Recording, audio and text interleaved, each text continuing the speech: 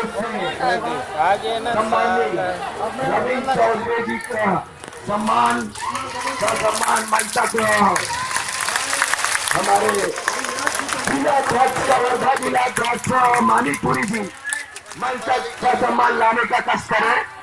सम्मानीय रविंद्र चौधरी साहब हमारे से वरिष्ठ है, हमारे छत्तीसगढ़ प्रदेश के पूर्व मंत्री, पूर्व नेता प्रतिपक्ष, बहुत ही सम्मानीय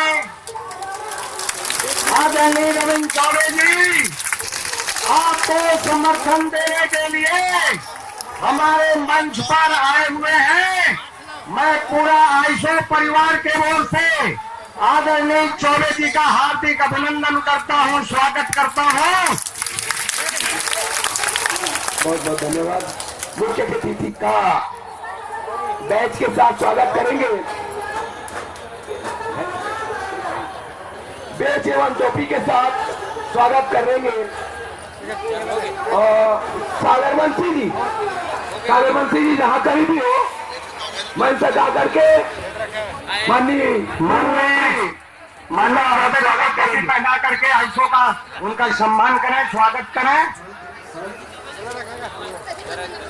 आदरणीय ऐसे